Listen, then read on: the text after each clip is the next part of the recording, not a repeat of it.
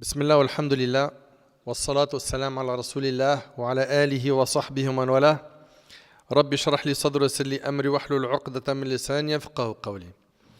Mes chers frères, mes chères sœurs, dans ces quelques minutes, bi'idhnillah tabarak wa ta'ala, on va se ressourcer spirituellement avec un thème qui est très important, qui est le mérite de prier sur le prophète Muhammad sallallahu alayhi wa sallam. Rapidement comme ça, qui peut me dire comment est-ce qu'on prie sur le prophète alayhi salatu wa sallam? Allahumma salli ala Muhammad tout simplement. Ok, bien évidemment il y a d'autres formules, mais enregistrer celle-là, elle est simple. Allahumma salli ala Muhammad. D'accord? Vous voyez cette phrase? C'est un trésor et vous allez voir combien de textes parlent du mérite de cette magnifique formule. Le plus grand bienfait qu'Allah tabaraka wa ta'ala a accordé aux hommes et aux djinns est de leur avoir envoyé son serviteur et messager, son ami intime, notre bien-aimé Muhammad sallallahu alayhi wa sallam, qui est, comme vous le savez, la meilleure créature qu'Allah tabaraka wa ta'ala a créée.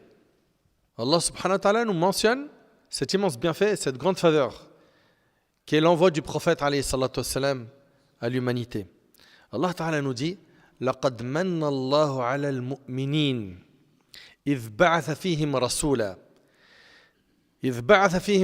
من أنفسهم يتلو عليهم آياته ويزكيهم ويعلمهم الكتاب والحكمة وإن كانوا من قبل لفي ضلال مبين. Allah nous dit Azza wa Jal, Allah a accordé une grâce aux croyants en suscitant parmi eux un messager issu d'eux-mêmes. Donc, l'envoi du prophète sallam, c'est une grâce pour les croyants. Allah a accordé une grâce aux croyants en suscitant parmi eux un messager issu d'eux-mêmes qui leur récite ces versets, les purifie de quoi? Du shirk, du polythéisme, des mauvais comportements, des péchés, qui leur récite ces versets, les purifie et leur enseigne le livre. C'est quoi le livre? Le Coran. Et la sagesse c'est quoi? Al-Hikmah. C'est la sunna du prophète sallallahu alayhi wa sallam. Et leur enseigne le livre et la sagesse alors qu'ils étaient auparavant dans un égarement manifeste. Étant donné l'immense bienfait qu'Allah tabaraka wa ta'ala a accordé aux croyants en leur envoyant son messager, sallallahu alayhi wa sallam, il leur a ordonné dans son noble livre de prier pour lui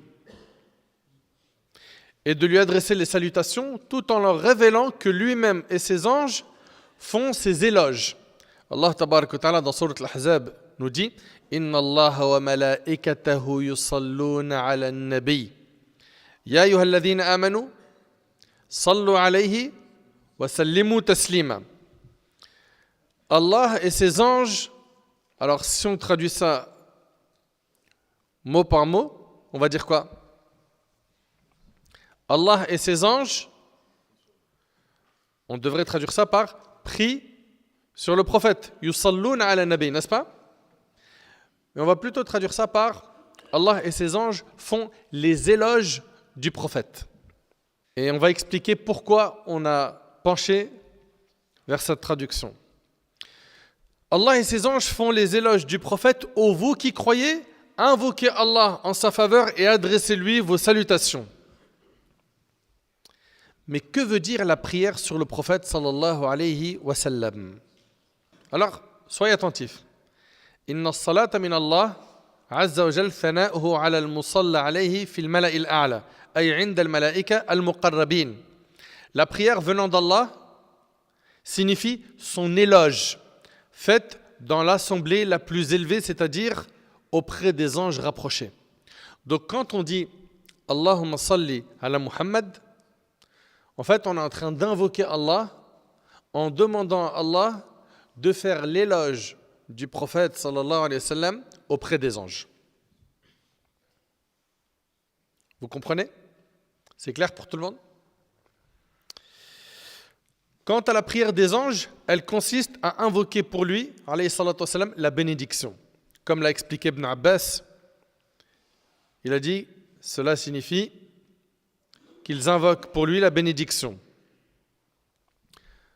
Quant à la manière dont nous prions sur lui, elle consiste à dire Allahumma salli ala Muhammad. Aussi simple que ça. Oh Allah, prie sur Muhammad. Très bien. Il y a d'autres formules. On verra, Inch'Allah, qu'on peut en utiliser d'autres. Et le sens de cette formule, c'est qu'on est en train d'invoquer Allah afin qu'Allah fasse l'éloge du prophète sallam dans l'assemblée la plus élevée, à savoir celle des anges, al-malaïka. C'est pour cette raison que l'imam al-Bukhari rahimahullah a dit dans son recueil authentique au sujet de la parole d'Allah Inna Allah wa malaikatahu yusalluna ala nabi. Certes, Allah et ses anges prient sur le prophète. Abu al-Aliya a dit Salatullah thana'uhu alayhi inda al-malaika wa salatul malaika ad-du'a. La prière d'Allah est son éloge de lui auprès des anges et la prière des anges est l'invocation. Et Ibn Atiyya a dit la prière d'Allah est une miséricorde et une bénédiction venant de lui. Et la prière des anges est une invocation et une glorification. Donc on voit que la prière d'Allah sur le prophète sallam, Ibn al-Qayyim a opté pour dire que c'est l'éloge qu'Allah fait pour le prophète sallam auprès des anges, d'accord? Et il a été dit que la prière d'Allah est une miséricorde. Donc on voit qu'il y a plusieurs opinions. Mais en résumé, et on retiendra l'opinion d'Ibn al-Qayyim rahimahullah, quand on dit Allahumma salli ala Muhammad, nous sommes en train d'invoquer Allah en demandant à Allah qu'il fasse l'éloge du prophète sallam auprès des anges. Concernant le statut juridique de la prière sur le prophète sallam, est-ce que c'est obligatoire de prier sur le prophète sallam ou est-ce que c'est recommandé? L'imam al-Qurtubi rahimahullah, il dit Allah le Très-Haut a ordonné à ses serviteurs de prier sur son prophète Muhammad sallallahu alayhi wa sallam à l'exclusion de ses autres prophètes en guise d'honneur et de distinction pour lui. Et regardez ce qu'il dit le Qurtubi rahimahullah dans son tafsir, il dit il n'y a aucune divergence entre les savants sur le fait que la prière sur lui est obligatoire au moins une fois dans la vie. C'est clair? C'est-à-dire que c'est obligatoire qu'au moins une fois dans ta vie, tu dis Allahumma salli ala Muhammad. D'accord? Une fois. Taïb. Supposons que tu l'as déjà dit une fois dans ta vie. Maintenant, quand quelqu'un il parle du prophète sallallahu alayhi wa sallam devant toi, est-ce que tu dois dire alayhi salatu wa sallam et c'est obligatoire ou est-ce que c'est pas obligatoire? Eh bien, on a dit que une fois dans la vie, ça c'est obligatoire. Et en toutes circonstances, elle fait partie des devoirs relevant des sunnas fortement recommandés. D'accord? Et en toutes circonstances, elle fait partie des devoirs relevant des sunnas fortement recommandés qu'il ne convient pas de délaisser et que n'abandonne ou ne néglige que celui en qui il n'y a aucun bien. Fin de ce que dit Al-Qurtubi rahimahullah. Subhanallah.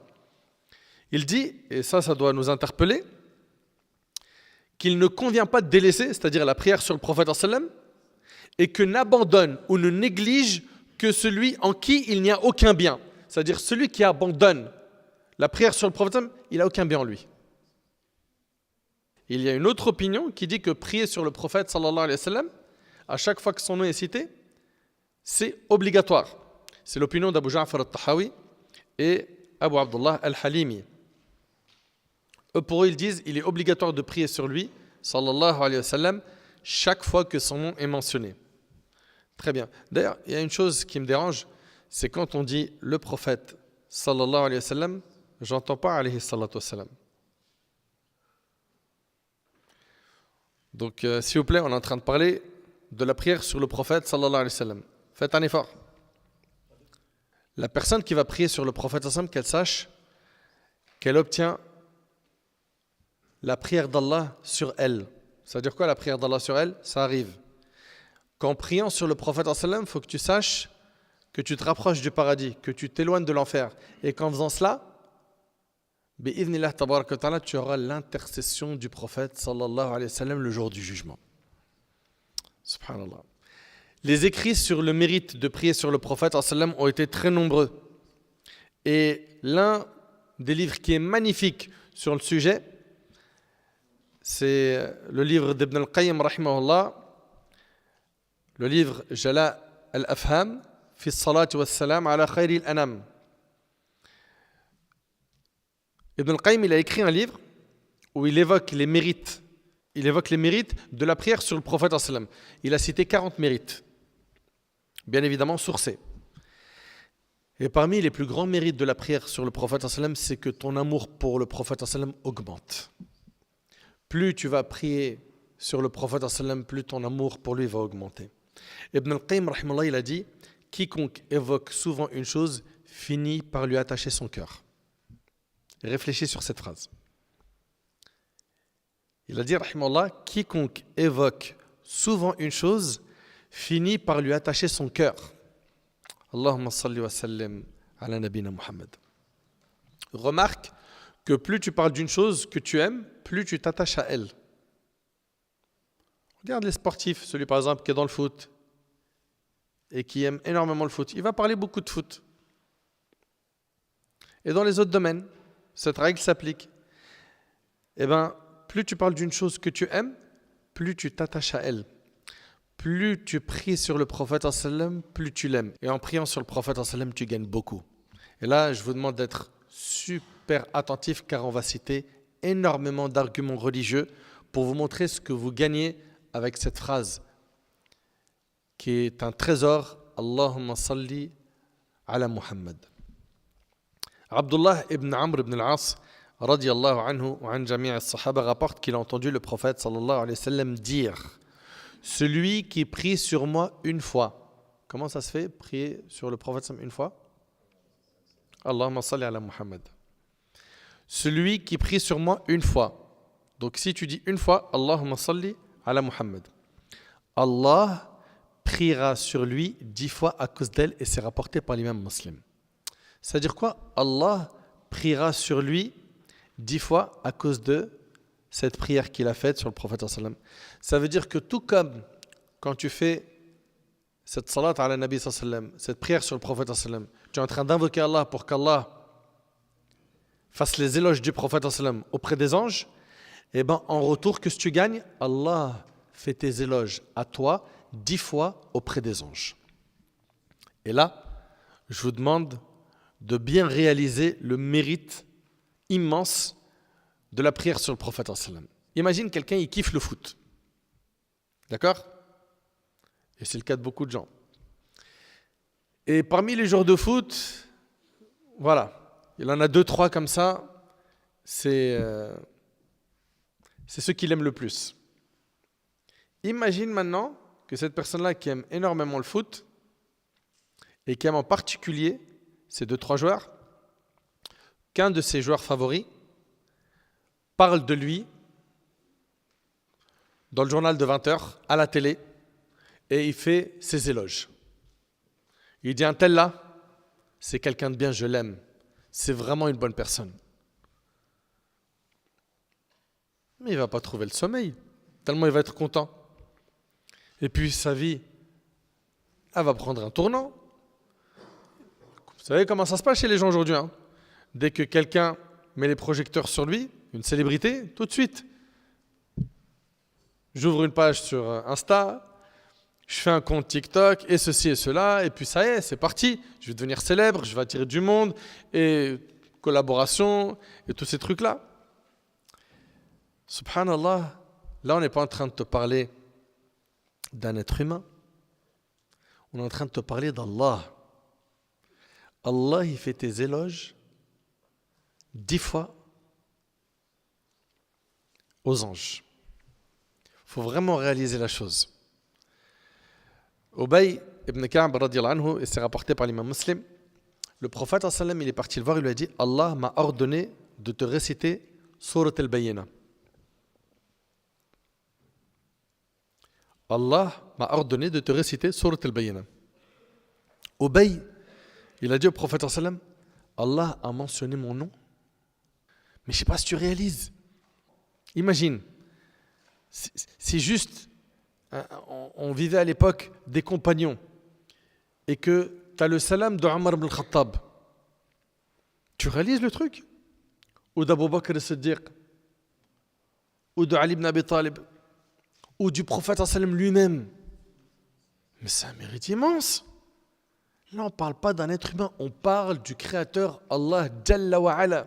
Je dis Allahumma salli ala Muhammad, Allah fait mes éloges à moi 10 fois auprès des anges. Allahu Akbar. Subhanallah. Et selon Hani ibn Niyar, Abu Bardata radiyallahu anhu an jami' as-sahaba, le prophète sallam a dit: celui de ma communauté qui prie sur moi une fois sincèrement de son cœur. Vous entendez l'indication ici là? Sincèrement de son cœur. Sincèrement de son cœur, Allah priera sur lui 10 fois en retour, l'élèvera de 10 degrés, lui inscrira 10 bonnes actions et effacera de lui 10 mauvaises actions rapportées par Al-Nasa'i, Al-Tabarani et Al-Bazar. Subhanallah. Je prie sur le prophète sallam une fois, Allah il prie sur moi 10 fois, donc il va faire tes éloges 10 fois auprès des anges, il t'élève de 10 degrés, il t'inscrit 10 bonnes actions et il t'efface 10 péchés. Ça, c'est avec une seule prière sur le prophète sallam. Allahu Akbar. Subhanallah. Chers frères, chères sœurs, vous allez être surpris de savoir qu'Allah subhanahu wa ta'ala, il a confié à un ange la responsabilité d'informer le prophète sallam dans sa tombe de tous ceux qui prient sur lui. On sait que le prophète sallam, il est mort, n'est-ce pas? Il est mort dans la maison de Aïcha, radiyallahu anha, à Médine. Et bien chaque fois que quelqu'un prie sur le prophète sallam, il y a un ange qui informe le prophète sallam de cela. Vous entendez? Chaque fois qu'une personne prie sur le prophète sallam, il y a un ange qui l'informe de cela. Ammar ibn Yasir radiyallahu anhu rapporte que le prophète sallam a dit: certes, Allah a confié ma tombe à un ange à qui il a donné la faculté d'entendre les voix de toutes les créatures.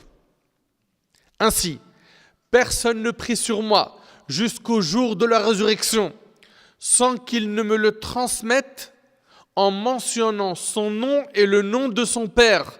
Un tel, fils d'un tel, a prié sur toi. Allahu Akbar. Et c'est rapporté par Al-Bazar, Al-Tabarani et Al-Haythami. C'est impressionnant. Ça veut dire que quand je dis Allahumma salli ala Muhammad, il y a un ange qui informe le prophète alayhi salatu wassalam, un tel, fils d'un tel, il a prié sur toi. Sachez qu'Allah Ta'ala rend l'âme au prophète sallam au moment où les gens prient sur lui afin qu'il leur rende le salut. Selon Abu Hurayra radiyallahu anhu, le prophète sallallahu alayhi wa sallam a dit: Ma min ahadin yusallimu alayya illa radda Allahu alayya ruhi hatta arudda alayhi salam. Nul ne me salue sans qu'Allah me restitue l'âme pour pouvoir le saluer. Et c'est rapporté par l'imam Abu Daoud, rahimahullah, subhanallah, Allahu Akbar. Je m'adresse donc à tous ceux qui pensent que leurs prières sur le prophète sallam ne lui parviennent pas, en leur disant: vous vous trompez, ce n'est pas parce qu'il est à Médine, qu'il est loin, qu'il n'en est pas informé. Il en est informé. Et il répond au salam. Et écoutez avec moi ce hadith, selon Aws ibn Aws radiyallahu anhu, le prophète sallallahu alayhi wa sallam a dit: le vendredi est l'un de vos meilleurs jours. Et je pense qu'on est nombreux ici à être heureux Yawm al-Jumu'ah. Et la khutbah, le rappel, le rassemblement des musulmans, c'est notre Eid hebdomadaire. Le vendredi est l'un de vos meilleurs jours. C'est un vendredi que Adam a été créé. C'est un vendredi qu'il est mort. C'est un vendredi qu'on soufflera dans la trompe pour la résurrection et les créatures seront foudroyées. Et regardez ce que le Nabi sallallahu alayhi wa sallam dit. Pendant ce jour, quel jour? Le vendredi. Augmentez vos prières sur moi. C'est-à-dire, le vendredi, il est recommandé de multiplier les prières sur le prophète sallallahu alayhi wa sallam. Pendant ce jour, augmentez vos prières sur moi. Vos prières me sont présentées.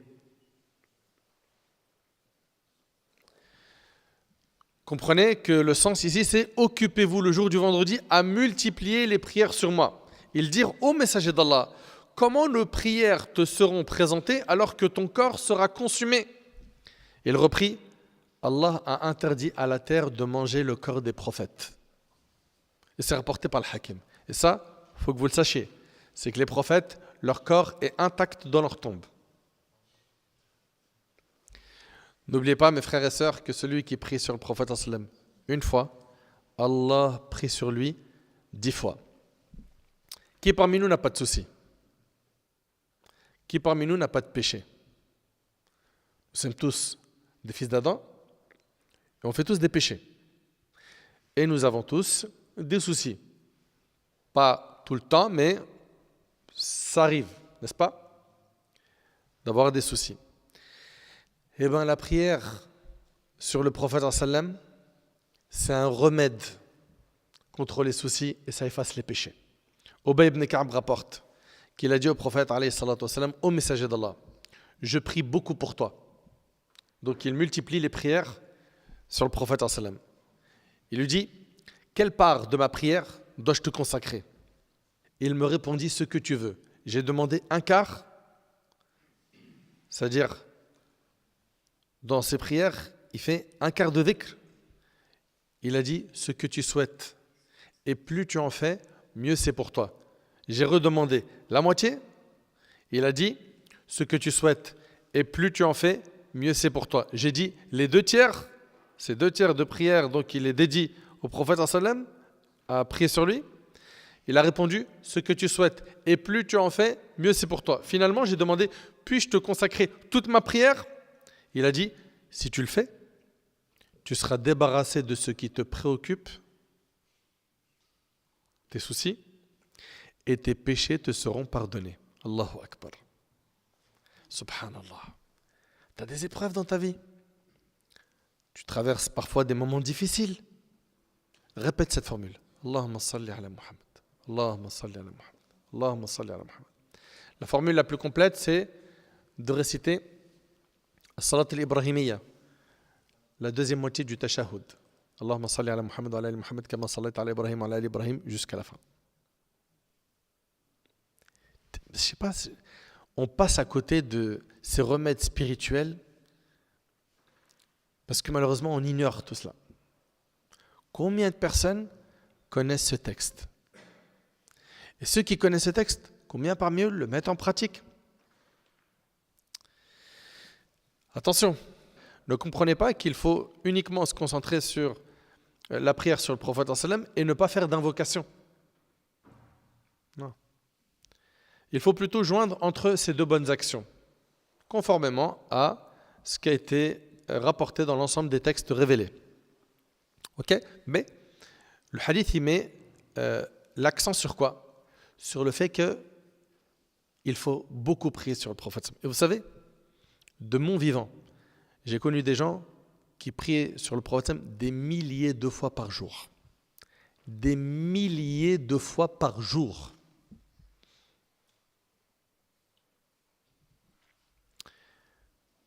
Chers frères, chères sœurs, cette adoration, malheureusement, elle est délaissée par beaucoup de gens.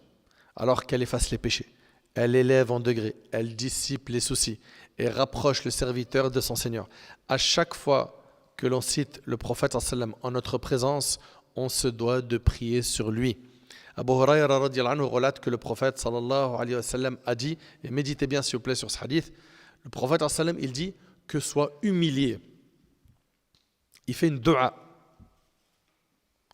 Celui auprès duquel je suis mentionné et lui ne prie pas sur moi. Et c'est rapporté par l'imam at-Tirmidhi. Subhanallah. Le prophète il dit qu'il soit humilié. Celui auprès duquel je suis mentionné et il ne prie pas sur moi. Allahu Akbar.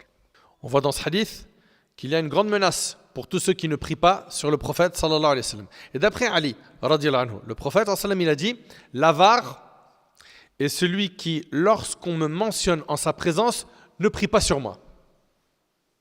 il est considéré comme un avare. L'avare est celui qui, lorsqu'on me mentionne en sa présence, ne prie pas sur moi. Et c'est rapporté par Tirmidhi. En fait, cette personne-là s'est montrée avare envers elle-même. Lorsqu'elle prie pour le prophète une fois, Allah le lui rend au décuple. Et cette personne-là, elle ne profite pas de cette occasion. Cette personne est avare. Par quoi? Par le fait qu'elle s'abstient de prier sur le prophète Subhanallah. Celui qui prie sur le prophète profitera de son intercession le jour du jugement. T'aimerais pas que le prophète il intercède pour toi le jour du jugement? Sur Abu Darda radiyallahu anhu, le prophète sallallahu alayhi wa sallam a dit: celui qui prie sur moi 10 fois le matin et 10 fois le soir s'assure mon intercession au jour du jugement dernier, rapporté par At-Tabarani. Allahu Akbar. Allahu Akbar. 10 fois le matin. Allahumma salli ala Muhammad. Allahumma salli ala Muhammad. Allahumma salli ala Muhammad. Allahumma salli ala Muhammad. Allahumma salli ala Muhammad. 5. T'en rajoutes encore 5. Ça fait combien de temps ça? On est d'accord que ça fait moins de 30 secondes. Et avec ça, subhanallah, tu gagnes l'intercession de notre bien-aimé alayhi salatu wassalam. 10 fois le matin, 10 fois le soir. Mais à partir de quand? Dès que le temps du subh est entré, tu peux les dire. Même si tu n'as pas encore prié salat al-subh. Pareil pour l'asr. Dès que le temps du asr entre, c'est à partir de ce moment-là où tu peux faire les invocations du soir. Même si tu n'as pas encore prié l'asr. D'accord? Le temps il est rentré, eh ben, il t'est recommandé de prier sur le prophète 10 fois le matin, d'accord, dès que le subh entre, et 10 fois le soir, dès que le asr entre. N'oublions pas donc de prier sur le prophète tous les jours. On se motive afin que l'on puisse gagner son intercession alayhi salatu wassalam. Et parmi ce qui accorde aussi l'intercession du prophète on a le fait de prier sur le prophète après le adhan. Quand le mu'adhin il fait l'adhan, qu'est-ce que nous on doit répéter? La même chose que lui quand il fait l'adhan. Pendant l'adhan, on répète ce qu'il dit le mu'adhin, sauf hayya ala salah, hayya ala al-falah, on dit quoi? La hawla wa la quwwata illa billah. Et puis as-salatu khayrun min an-nawm pour subh, on dit quoi? On dit as-salatu khayrun min an-nawm. D'accord? Très bien. Mais après avoir terminé le adhan, eh ben, il nous est recommandé de demander pour le prophète al-wasila. Et pour ceux qui connaissent l'invocation, c'est la suivante: Allahumma rabba hadhihi ad-da'wati at-tamma was-salati al-qa'ima ati Muhammadan al-wasilata wal-fadila wab'athhu maqaman mahmoudan alladhi wa'adtah. OK? Bah, regardez ce que dit le prophète dans le hadith de Abdullah ibn Amr ibn al-As radiyallahu anhu an jami' as-sahaba. Le prophète il a dit: quand vous entendez l'appel du mu'adhin, dites après lui la même chose que lui, puis priez sur moi. Car toutes les fois que quelqu'un prie sur moi une fois, Allah lui donne en contrepartie 10 prières. Ça, on l'a déjà vu ça. C'est-à-dire Allah va faire son éloge 10 fois auprès des anges. Puis, demandez à Allah de me donner al-wasila. Car cela représente une position au paradis qui ne convient qu'à l'un des serviteurs d'Allah. Et j'ai bon espoir d'être ce quelqu'un. Donc en fait, al-wasila, c'est une position au paradis qui n'appartiendra qu'à une personne. Le prophète ça me dit: demandez pour moi al-wasila, cette récompense, cette position. Et regardez ce qu'il dit à la fin: celui qui demande pour moi al-wasila aura plein droit à mon intercession en sa faveur, et c'est rapporté par Muslim. Mes chers frères, mes chères sœurs, combien d'assemblées aujourd'hui se tiennent sans qu'on y prie sur le prophète alayhi salatu wassalam? Combien d'assemblées aujourd'hui sont devenues des assemblées de désobéissance? Ils se rencontrent, puis c'est médisance, calomnie, moquerie, insulte. On commente l'actu et on critique tout le monde à tout va. On salit l'honneur des gens, on évoque des choses illicites. Et ce qui est triste, c'est que dans ces assemblées-là, on évoque très peu Allah. Et on prie quasiment plus sur le prophète alayhi salatu wassalam. Le prophète alayhi sallam, il dit dans le hadith d'Abi Huraira qui est rapporté par Tirmidhi, il n'est pas un groupe de gens qui se soient réunis sans évoquer Allah et sans prier sur le prophète, sans que cette assemblée ne soit pour eux une source de regret le jour du jugement. Ça sera une source de regret. Pourquoi ? Parce qu'ils auront perdu cette occasion sans en avoir tiré profit. Le hadith, il est rapporté par Tirmidhi. Subhanallah.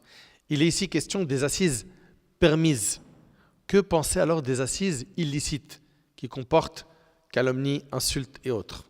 Par conséquent, il faut absolument emplir les assemblées de l'évocation d'Allah Azza wa Jal et de prière sur son prophète sallallahu alayhi wa sallam. Et on nous a enseigné kullu ina bima fihi yandah. Chaque récipient déborde de ce qu'il contient. Ton cœur là, c'est un récipient. Il déborde de ce qu'il contient. Si il déborde de l'amour d'Allah,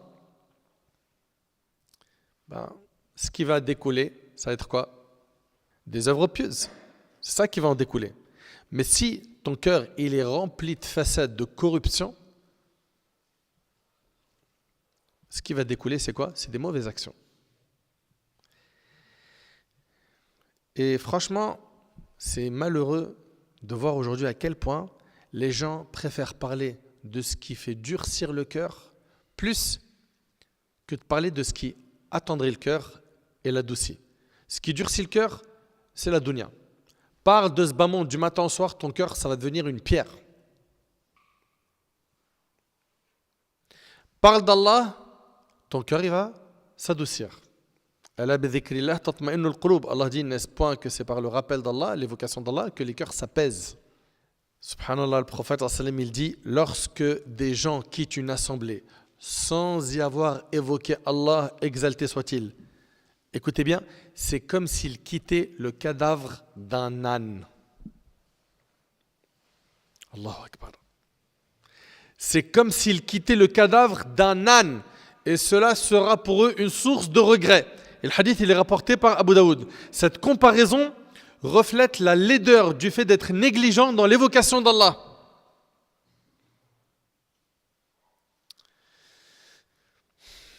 Ils regretteront vivement le fait d'avoir été négligents en gaspillant stupidement leur temps dans des choses inutiles. De ce fait, il faut que les musulmans veillent à ce que leur assemblée se fasse dans l'obéissance et l'adoration d'Allah et qu'ils s'éloignent des assises futiles comme s'ils fuyaient une odeur nauséabonde. Parmi les mérites de la prière sur le prophète, c'est que celle-ci nous sauvera une fois sur le pont du Sirat. C'est quoi le pont du Sirat ? Levez la main. Ouais. C'est le pont qui est dressé au-dessus de l'enfer. Le prophète il a décrit ce pont en disant qu'il est plus fin qu'un brin de cheveux, plus tranchant qu'un sabre. Ce pont, il est au-dessus de l'enfer. D'accord ? Pour pouvoir aller au paradis, il faudra passer par ce pont. Et les gens passeront au-dessus de ce pont à la vitesse de leur accomplissement du bien dans cette vie. Celui qui faisait le bien et qui s'occupait de son âme passera rapidement. Celui qui a négligé son âme, il va passer lentement, voire peut se retrouver dans des complications. Selon Saïd ibn Musayyib, rahimahullah, ce grand savant parmi les tabi'in, selon Abdurrahman ibn Samura, radiyallahu anhu, qui raconte un rêve du prophète sallam. Les rêves des prophètes sont des révélations, barakallahu fik. Les rêves des prophètes sont des révélations. Et en fait, le prophète en rêve, il dit « Je vis un homme de ma communauté, tantôt rampant sur le sirat et tantôt s'y accrochant. Tantôt il rampait et tantôt il s'y accrochait. Puis vint à son secours sa prière sur moi et le redressa sur ses jambes et le sauva. » Allahu Akbar. Et c'est rapporté par Tirmidhi. Prier sur le prophète sallam se fait dans plusieurs moments. On le fait en prière, pendant le tashahhud. Mais aussi, lorsque quelqu'un évoque son nom en notre présence. Parmi les moments où l'on prie sur le prophète, il y a lorsqu'on entre dans la mosquée et lorsqu'on en sort. On entre à la mosquée avec le pied droit, on ressort avec le pied gauche. Et qu'est-ce qu'on dit quand on rentre à la mosquée? Alors, parmi les afkars, les formules de dhikr qui ont été rapportées, il y a celle-là, Bismillah, Wassalam ala Rasulillah, Allahumma ighfir li dhunubi, waftah li abwab rahmatik. Au nom d'Allah, que la prière et le salut soient sur le messager d'Allah. Ô Seigneur, ouvre-moi les portes de ta miséricorde. Ce hadith-là, il est rapporté par Ibn Majah selon Fatima, radiyallahu anha. Et en sortant, on dit Bismillah, wassalam ala Rasulillah, Allahumma ighfir li dhunubi, waftah li abwab fadlik. Au nom d'Allah, que la prière et le salut soient sur le messager d'Allah. Ô Seigneur, pardonne-moi mes fautes et ouvre-moi les portes de tes bienfaits. Et pareil, c'est rapporté par Ibn Majah. Parmi les moments où l'on prie sur le prophète, on a la khutbah de Jumu'ah. D'accord? Pendant le discours du vendredi. L'imam, il prie sur le prophète. On a aussi les prêches des deux Eid, Eid al-Fitr et Eid al-Adha. On a aussi le prêche de la demande de pluie. Parce qu'on a une prière qu'on fait qui s'appelle Salatul Istisqa. Une prière pour demander la pluie. Il y a un prêche. Dans ce prêche-là, on prie sur le prophète. Également dans la prière mortuaire. Ok? On prie sur le prophète. Pendant le discours de la prière de l'éclipse, pareil, on prie sur le prophète. Dans les discours qu'on fait pour commencer un sermon, on prie sur le prophète. La preuve, c'est que les compagnons l'ont fait. Abdullah, le fils de l'imam Ahmad, rahimahullah, a rapporté que Ali ibn Abi Talib radiyallahu anhu monta un jour sur le mimbar, puis il glorifia et loua Allah, il pria sur le prophète et dit, sachez que les meilleurs serviteurs d'Allah sont Abu Bakr, puis Omar, puis Allah choisit qui il veut. Et cette parole, Ali, il l'a dit à Koufa, la ville de Koufa en Irak. Parmi les moments où l'on prie sur le prophète, on a le discours que l'on fait dans les débuts des mariages. Parmi les moments où l'on prie sur le prophète, c'est quand on est devant sa tombe, sallallahu alayhi wa sallam. On le salue et on prie sur lui. Parmi les moments où il est recommandé de prier sur le prophète, on a lors des invocations. Tiens, lors des invocations, à quel moment dans l'invocation je prie sur le prophète, alayhi salatu wassalam? Au début et à la fin. Très bien.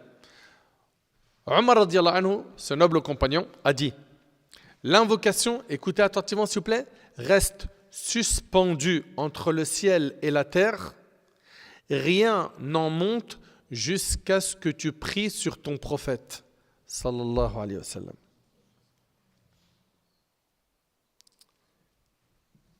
Et Omar, ce qu'il a rapporté là, ce n'est pas quelque chose qu'il a inventé, c'est ce qu'on appelle une parole qui est mawqoufa fi hukm al-raf'a, c'est-à-dire que ça a le statut de raf'a, c'est-à-dire que ça a le statut de la parole du prophète, car Omar ne peut pas inventer ce type de propos.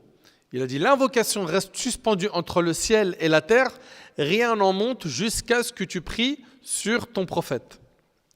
Ce hadith indique le caractère recommandé de prier sur le messager d'Allah sallam en même temps que l'invocation. Donc, ça fait partie des adab, des règles à respecter, des bons comportements, que lorsque tu invoques Allah, tu commences par un, al-thana ala Allah, tu loues Allah.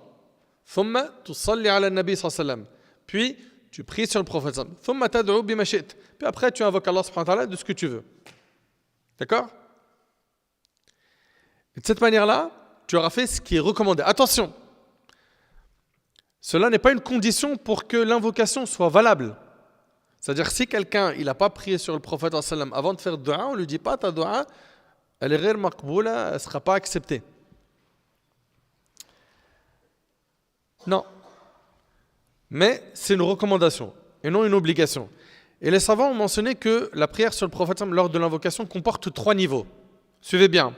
Cheikh Bakr Abu Zayd, rahmatullah alayh, dans son livre Tasihih ad-Du'a, il a dit le niveau le plus parfait dans l'invocation consiste à prier sur le prophète au début de l'invocation, au milieu et à sa fin. Au début, au milieu et à sa fin. Ça, c'est le niveau le plus parfait. Le deuxième niveau consiste à prier sur lui au début et à la fin de l'invocation. Le troisième niveau consiste à prier sur lui au début de l'invocation seulement. C'est bon? Donc maintenant, habitue-toi, quand tu invoques Allah subhanahu wa ta'ala, de prier sur le prophète alayhi salatu wassalam dans un premier temps. Avant cela, tu loues Allah et après, tu demandes à Allah subhanahu wa ta'ala. Et finis ton invocation par la prière sur le prophète alayhi salatu wassalam. D'accord?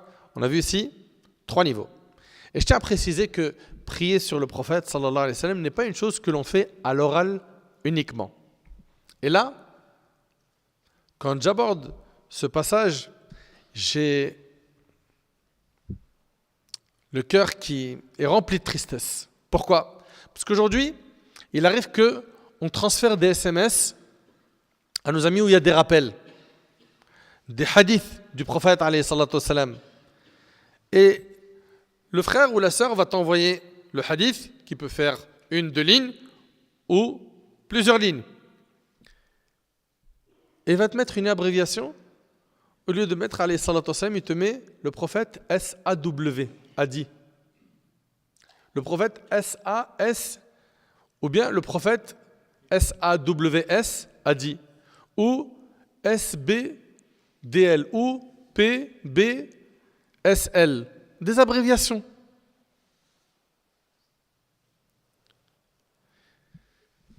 Tout comme tu gagnes des récompenses quand tu prononces as-salat ala nabi, tu gagnes des récompenses quand tu l'écris. Explique-moi, ça te coûte quoi d'écrire le prophète alayhi salatu wassalam. Écris au moins le prophète, paix sur lui. Mais c'est un manque de respect. C'est pas un bon comportement. C'est quoi ces abréviations?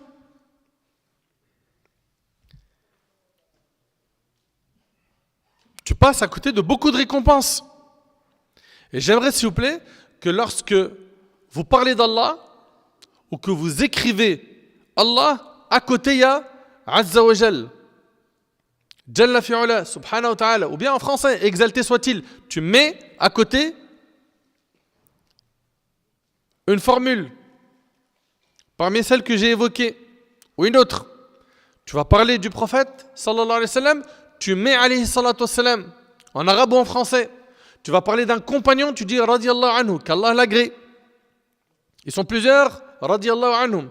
Ils sont 2, radiyallahu anhuma. C'est une femme, radiyallahu anha. Tu parles d'un savant, tu dis rahimahullah, qu'Allah lui fasse miséricorde. S'il vous plaît, qu'on s'éduque. C'est quoi cette flemme? Aujourd'hui, tu vois les messages, franchement, salam alaikum, c'est devenu SLM. Barakallahu fik, BFK.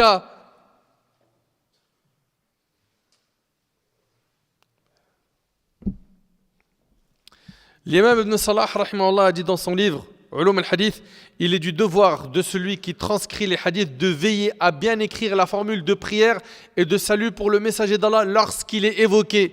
Il ne doit pas se lasser de la répéter lorsqu'on le cite à nouveau, car ceci fait partie des enseignements les plus grands et les plus utiles que doivent rapidement acquérir les étudiants du hadith ainsi que les scribes. Quant aux négligents, ils se privent d'un bien immense. Subhanallah, les savants du hadith, prends l'exemple de l'imam al-Bukhari, ou l'imam Muslim, ou un autre, ou l'imam Ahmad, rahimallahu al-jami'. Dis-moi s'il te plaît, dans leur livre de hadith, où ils en ont rapporté des milliers, ils se sont lassés d'écrire alayhi salatu wassalam.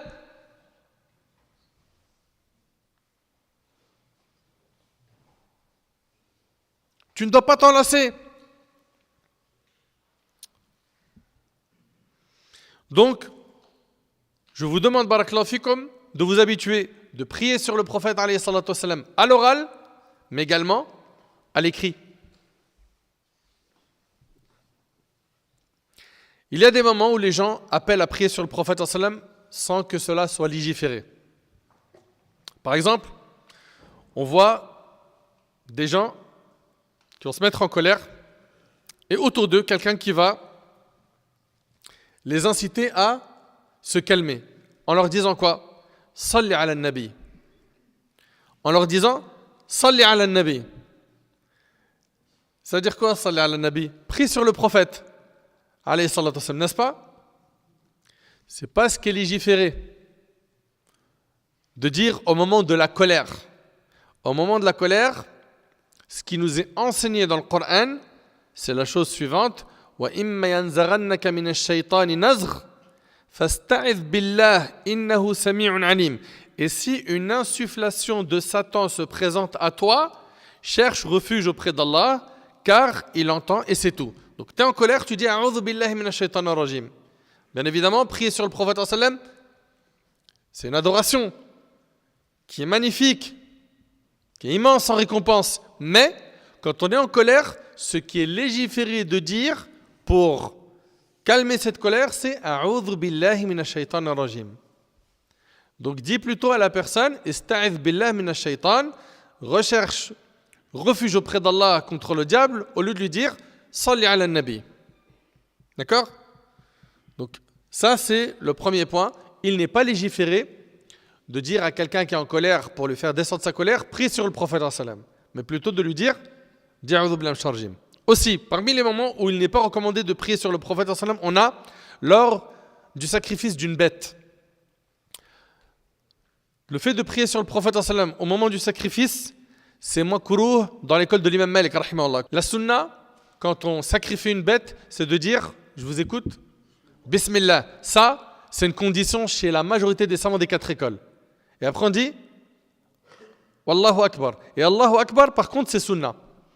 C'est-à-dire, si quelqu'un dit juste Bismillah, ça suffit.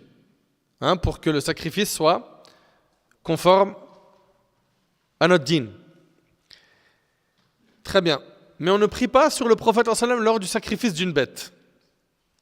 Il y a un jour en particulier où il est important de prier sur le prophète sallam. Ce jour, on a dit, c'était lequel? Le vendredi. Mais attention, pas que le vendredi. Même la veille du vendredi. Selon Anas radhiyallahu anhu, le prophète sallallahu alayhi wa sallam a dit la veille du vendredi et le vendredi, multipliez les prières sur moi. Vous avez entendu? La veille du vendredi et le vendredi, multipliez les prières sur moi. Quiconque fait cela, je serai pour lui un témoin et un intercesseur le jour du jugement. C'est rapporté par l'imam As-Suyuti et le hadith il est Hassan. Chers frères et sœurs, lorsque l'on prie sur le prophète sallallahu alayhi wa sallam, il faut le faire comme la religion nous l'a enseigné. D'accord? Et le prophète sallallahu alayhi wa sallam nous a enseigné comment prier sur lui. On a dit qu'on pouvait dire Allahumma salli ala Muhammad. Tu peux aussi dire sallallahu alayhi wa sallam. Ok? Et le mieux c'est de dire as-salat al-ibrahimiyya. Donc la deuxième moitié du tashahhud. Al-Bukhari rahimahullah rapporte dans son recueil authentique, dans le livre des prophètes, selon Abdurrahman ibn Abi Layla, qui a dit en me rencontrant, Ka'b ibn Ujra me dit ne t'offrirai-je point ce que j'ai entendu de la bouche du prophète sallam? Certainement, répondis-je. Eh bien, je demandais au prophète sallam, au messager d'Allah, comment prier pour vous, gens de la maison? Allah nous a déjà enseigné comment t'adresser la salutation, mais pas la prière pour toi. Il répondit de dire Allahumma salli ala Muhammad wa ala ali Muhammad kama sallayta ala Ibrahim wa ala ali Ibrahim innaka hamidun majid. Allahumma barik ala Muhammad wa ala ali Muhammad kama barakta ala Ibrahim wa ala ali Ibrahim innaka hamidun majid. Il n'y a pas que cette formule, il y en a d'autres. Tant qu'elles sont authentiques, utilise-les pour prier sur le prophète sallallahu alayhi wa sallam. Chers frères et sœurs, parmi les choses que l'on entend parfois, c'est que lorsqu'une personne part pour faire une umrah ou le hajj, on entend des personnes lui dire quand tu iras là-bas, passe le salam au prophète sallallahu alayhi wa sallam. Si quelqu'un dans ton pays te dit transmets mon salut au prophète sallam, alors oriente-le vers le fait de prier sur le prophète sallam. Car les anges lui transmettront cela, comme on l'avait dans le hadith. Rappelez-vous, le prophète sallam a dit certes Allah a confié ma tombe à un ange à qui il a donné la faculté d'entendre les voix de toutes les créatures. Ainsi, personne ne prie sur moi jusqu'au jour de la résurrection sans qu'il ne me le transmette en mentionnant son nom et le nom de son père. Un tel fils d'un tel a prié sur toi. Subhanallah. Cela signifie que les anges transmettent les salutations au prophète sallam depuis les endroits les plus éloignés. Donc dites aux gens et habituez-les. Je sais qu'il y a des avis comme Zorqani et d'autres disent que c'est une amana dès lors qu'il t'a dit Balligh salam les Nabi sallam, ça devient une amana, un dépôt, tu dois t'acquitter de cette amana. Mais habituez les gens à le faire eux-mêmes.